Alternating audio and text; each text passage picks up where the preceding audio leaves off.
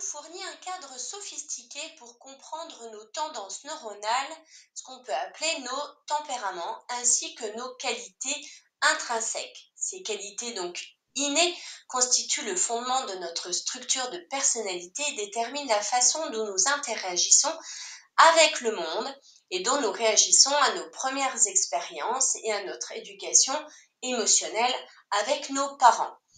Les différences entre nos frères et sœurs peuvent être d'ailleurs attribuées à cette programmation individuelle, ce mécanisme automatique qui va se mettre en place.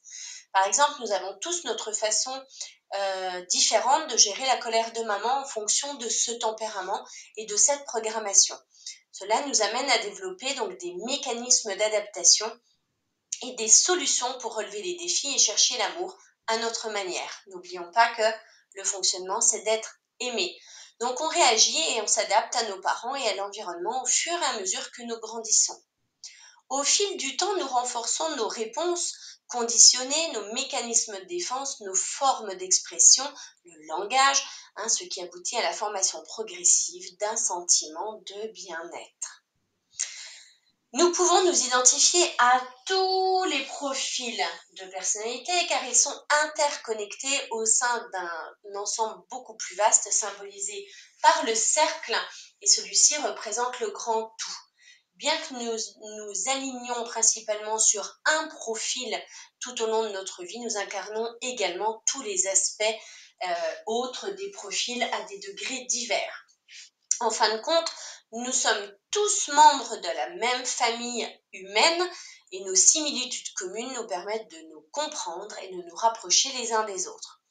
Les caractéristiques qui sont héritées de nos parents jouent également un rôle important parce qu'ils nous offrent des approches supplémentaires que nous utilisons pour réaliser nos aspirations, les principes et les vertus de notre profil dominant. Ils nous teintent d'une couleur supplémentaire. Laissons de côté la complexité de cet outil de l'énéagramme pour nous concentrer sur sa compréhension. Considérons plutôt que chaque chose que nous connaissons tous, l'idée que chacun d'entre nous a un bon côté et un moins bon côté, même sans se plonger dans le développement personnel et en n'ayant jamais fait quoi que ce soit, nous sommes tous plus ou moins conscients de ces deux aspects de nous-mêmes. On a deux moi. Nous nous sentons heureux lorsque nous sommes au mieux de notre forme et nous luttons quand nous nous trouvons dans l'autre camp.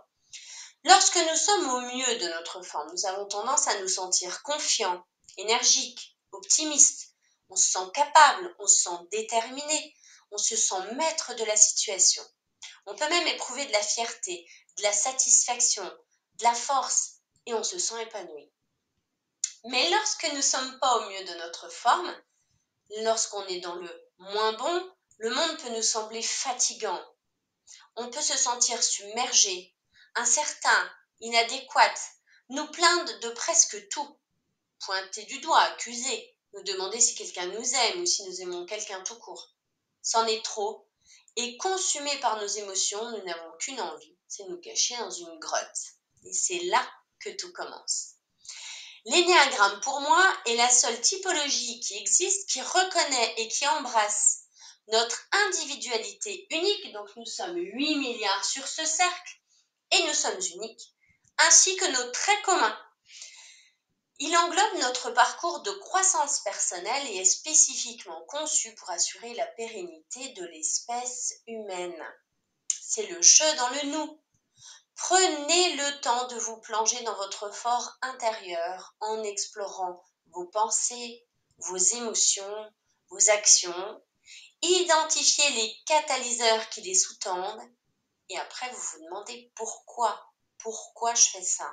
C'est ça l'énéagramme.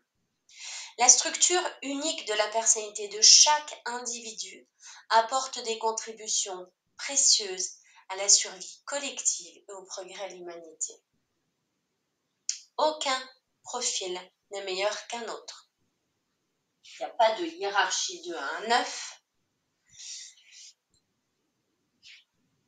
On a tout, sauf qu'on se limite à un seul. Au lieu de considérer ces structures comme statiques, considérez-les plutôt comme une énergie dynamique dotée de capacités, de sensibilité et de tendance. Imaginez cette figure en mouvement.